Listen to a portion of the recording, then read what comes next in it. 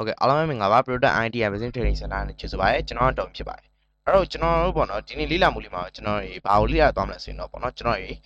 image gallery ဘယ်လိုကြီးလဲ image gallery ပုံစံလေးပေါ့နော်အဲ့ဒါလေးကိုကျွန်တော် project လေးဘယ်လိုကြီးလဲဆိုတာလေးကိုကျွန်တော်တူတူရေးပြီးတော့လေ့လာသွားမှာဖြစ်ပါတယ်ဟုတ်ကဲ့ဒါဆိုတော့ကျွန်တော်စပြီးတော့လုပ်လိုက်အောင်ပေါ့နော်အဲ့တော့ပထမဆုံးကျွန်တော်လိုအပ်မှာတော့ image တွေလေးဝတ်မယ်ပေါ့ကျွန်တော်ကတော့ဒီမှာ image လေးခုထောင်းထားရပါပေါ့နော် sorry တော့ဒီမှာ image လေးခုထောင်းထားရ image 1 image 2 image 3 image 4ဆိုပြီးတော့ကျွန်တော် image လေးခုထောင်းထားရပေါ့အဲ image လေးကိုကျွန်တော်ဒီမှာ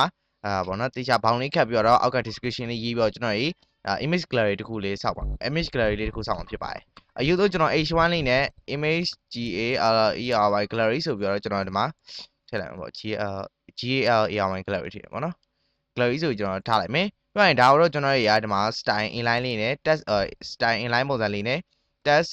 align center လောက်လိုက်မယ်ပေါ့ဒါဆိုတော့ကျွန်တော်ဒီမှာသွား refresh လုပ်မယ်ဆိုတော့ image gallery ဆိုပြီးကျွန်တော်ဒီလိုရလာပါဖြစ်တယ်ပေါ့နော်ဟုတ်ပြီဒါဆိုရင်ကျွန်တော်စပြောတော့အောက်မှာ div လေးလောက်အောင်ဒီ div ကိုကျွန်တော်တို့က img1 ဆိုပြီးပေးထားလိုက်မယ်ပေါ့အဲ့ဒီမှာကျွန်တော်ကဘာလုပ်မလဲဆိုရင်ဒီ image ကိုထောက်ရင်ပေါ့နော်သူကဒီ image ကိုသွားပြီးတော့ပေါ်စေချင်တယ်နောက် page ကိုမှာအဲ့ဒီမှာ image1.jpg ကိုကျွန်တော်ဒီမှာ af ထည့်ပြောတာမှာအဲ့ဒီမှာကျွန်တော်စာမဟုတ်ဘဲနဲ့ img ပုံကိုထည့်မှာဖြစ်တယ်ပေါ့နော် sorry ပါကျွန်တော်ဒီမှာ image1.jpg ဆိုတာ img image/image folder တွေကပေါ့နော်ဒီမှာဆိုလဲအဲ့တိုင်းပဲ image folder တွေက image1.jpg ကိုကျွန်တော်ပေါ်ခိုင်းမှာဖြစ်ပါတယ်အဲ့တော့ဟုတ်ပြီဒါဆိုတော့ကျွန်တော်ဒီမှာသွားပြီးတော့တစ်ချက်လေး run ကြည့်မယ်ဆိုတော့ကျွန်တော်ဒီမှာ sorry ကျွန်တော်ဒီမှာဆလမမထည့်နေပေါ့နော် img image image1.jpg ကျွန်တော်တို့တစ်ခုမှားထားရထင်တယ်အဲ့တော့ကျွန်တော်ဒီမှာတစ်ချက် image folder တွေက sorry ပါကျွန်တော်နောက်မှာ s ကြံခဲ့တာကျွန်တော်ဒီမှာ s ထည့်လိုက်မယ်ဒီပေါ်မှာလည်းကျွန်တော် link မှာလည်း s ထည့်လိုက်မယ်လို့ပို့ကျွန်တော်ဒီမှာ refresh လုပ်ကြည့်လိုက်မယ်ဆိုရင်ကျွန်တော်ဒီမှာ image လေးရလာမှာဖြစ်တယ်ဒီပေါ်မှာကျွန်တော် hover ထောက်ကြည့်လိုက်မယ်ဆိုရင်တော့ကျွန်တော်ရပါတော့ဒီလိုနှိပ်လို့ရတဲ့လက်လေးပေါ်နေရဖြစ်မယ်ပေါ့နော်အဲ့ဒါကိုနှိပ်လိုက်မယ်ဆိုရင်တော့ကျွန်တော်ဒီကိုရောက်အောင်မှာဖြစ်တယ်ပေါ့အဲ့တော့ဒီလိုမျိုးဒီ page မှာပေါ်တာမဟုတ်ဘဲနဲ့အခြား page တစ်ခုမှာပေါ်ချင်တယ်ဆိုရင်ကျွန်တော်ကပေါ့နော်type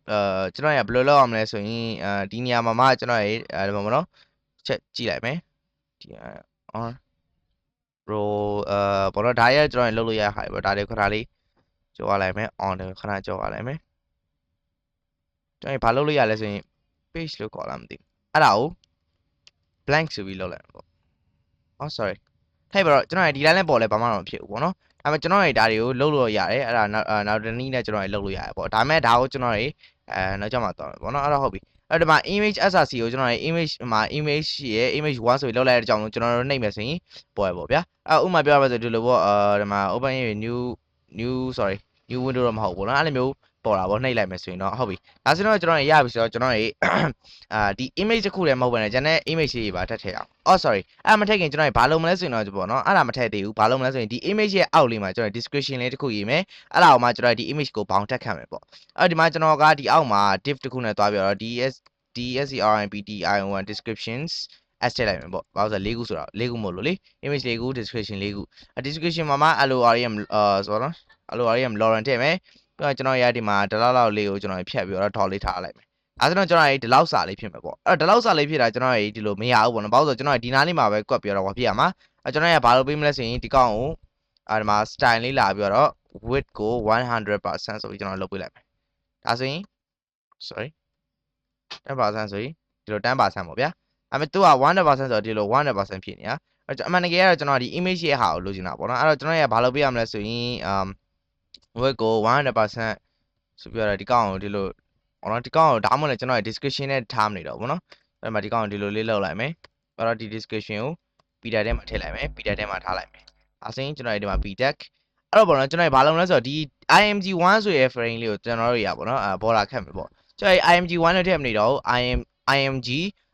frame လို့ပဲကျွန်တော်img frame လို့ပြောလိုက်မယ်အဲ့ဒါမှကျွန်တော် style နဲ့မှာ၄ခုစလုံးကိုကျွန်တော်တခွဲလုပ်လို့ရမှာပေါ့နော် img frame ကိုကျွန်တော်ဘာလုပ်မလဲဆိုရင်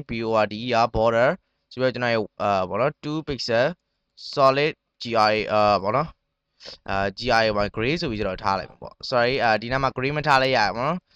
red pixel solid gray ထားလိုက်ပါတော့ gray ပဲထားလိုက်ပါမယ်အဲဆိုကျွန်တော်ဒီလိုပုံစံကြီးဖြစ်သွားရပါဗျာဒါပေမဲ့အဲ့လိုမဖြစ်ချင်ဆိုရင်ကျွန်တော်ဘာလုပ်လို့ရလဲဆိုရင်ဒီမှာ display ကို inline ဆိုပြီးကောက်လုပ်လိုက်မယ်ဒါဆိုတော့ကျွန်တော် display inline ဖြစ်သွားတယ်ဒါပေမဲ့ဒါကပေါ့နော်သူ့ရဲ့ display inline လေးပဲဖြစ်သွားတာပေါ့နော်အဆင်မပြေဘူးကျွန်တော်ရအဲ့တော့ဒီမှာ display inline ပြီးတော့စမ်းကြည့်မယ် ကျွန်တော်ဒါဆိုတော့ရပါပြီပေါ့ဒါပေမဲ့ရသွားပြီဆိုပေမဲ့သူကဘာဖြစ်နေလဲဆိုရင်ဒီမှာဒီ image ဒီစာပေါ့နော်ကြည့်မသွားဘူးပေါ့အဲ့ဒါကိုကျွန်တော်ဘောနော်ပြင်ရမယ်ပေါ့အဲ့တော့ကျွန်တော်မှာ image ကဒီမှာရှိရဆိုတော့ကျွန်တော်တွေကဘယ်လိုလုပ်ရမလဲဆိုရင်ကျွန်တော်ချစ်လိုက်မယ် spelling လိုက်ဘလော့မှာကျွန်တော်ဒီ img ကိုပေါ့ img mg မဟုတ် imag image ကိုကျွန်တော်ဘာလုပ်မလဲဆိုရင်display inline ဆိုပြီးကျွန်တော်ထားလိုက်မယ်အဲ့ဒါဆိုင်တော့မဆိုင်ဘူးပေါ့နော်ကျွန်တော်တို့တွေကဒီကောင်ကိုကျွန်တော်ရေးလိုက်ပြီဆိုရင်ဒီအောက်က text လေးကိုကျွန်တော်ရေးပြအောင်ပေါ့အဲ့ဒီမှာဒီ p ကို select လုပ်ပြီးရင်ကျွန်တော်display inline okay inline ဆိုရင်တော့သူကဒီကောင်လေးဒီလိုထပ်အောင်ဘယ်ညာဖြစ်အောင်မှာပေါ့ဒါကတော့သူ့ရဲ့ problem လေးတစ်ခုပေါ့နော်ကျွန်တော်ဒီမှာဘယ်လိုလုပ်ရမလဲဆို display inline ကိုကျွန်တော်ကဖြတ်လိုက်မယ်ဖြတ်ပြီးတော့မှကျွန်တော်ဒီအောက်မှာထားလိုက်မယ်အဲ့တော့ဘောနော်ကောင်းကိုထိုက်ပါတော့ကျွန်တော်ဒီနားလေးကနေပဲကျွန်တော်ဖြတ်လိုက်တော့မယ်ဘောနော်ကျွန်တော်အရင်အလုပ်ချုပ်နေမှာဆိုလို့အောက်ဆိုတော့ဘောနော်အချိန်လဲကျွန်တော်အဲ့လောက်ကြီးသိမ့်မရှိဘူးဆိုတော့အဲ့တော့ဒီမှာလုပ်လိုက်မယ်ဒါဆိုတော့ကျွန်တော်ရသွားပြီပေါ့အဲ့တော့ဒီမှာဒီတိုင်းပြန်ထည့်ထားတာဒါဆိုတော့ဟနေသေးရပေါ့နော်အဲ့တော့ကျွန်တော်ဒီမှာဒီလိုလေးပဲထားလိုက်မယ်ဟုတ်ပြီဒါဆိုရင်ရသွားပြီဆိုတော့ကျွန်တော်ဘာဆက်လုပ်အောင်လဲဆိုရင်ဒီ P လေးကိုကျွန်တော်test align center လေးလုပ်ပေးအောင် test align center ဒါဆိုဒီလိုလုပ်မယ်ကျွန်တော်ဒီကောင်ကို test align center ဆိုဒီအနောက်မှာစာထည့်ကြည့်အောင်ထိုက်ပါတော